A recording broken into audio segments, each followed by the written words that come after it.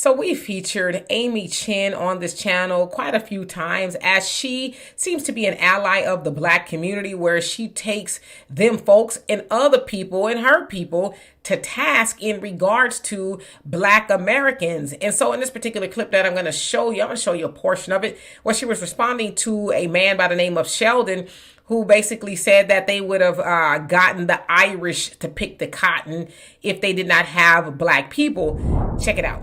So the fact that I've asked you to use Black Americans, but you insist on using blacks with a lowercase b, does in fact tell us everything that we need to know about your level of ignorance and bias.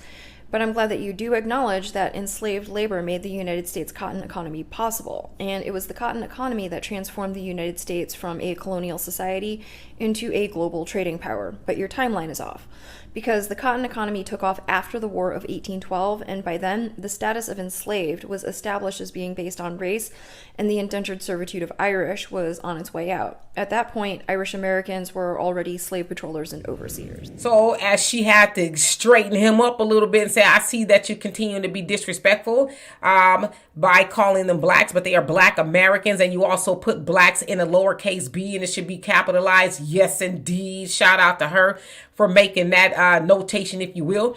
But she also went on to say that your people, the Irish, were the patty rollers, right? They were the police, for lack of better words. Now, later on in that video, she went on to say, well, they didn't go get y'all because y'all were the weaker people. They went and got the strongest people, and that was Black people, and everybody knows that, right? So she pretty much put him on notice. Hey, don't get brand new up in here. Your people wouldn't have never made it past a one cotton picking season of picking no cotton. It would, first of all, it would have baked in that sun like lobsters.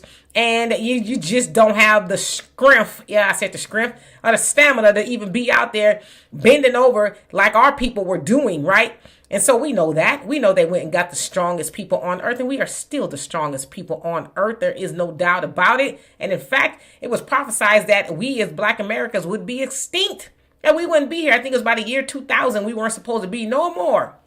Yet, here we are. Because why? We are the strongest. We gonna out-survive everybody. And for one, it's been prophesied, right? Black people will rise to our rightful place in the world again. So you're not never gonna get rid of us. But yeah, I'm glad that she checked him and let him know your people could never. Your people would be extinct if they was in those cotton fields from sun up to sundown with back-breaking work. You get the sun bearing down on your backs, all of that. You'd be sunburned to death.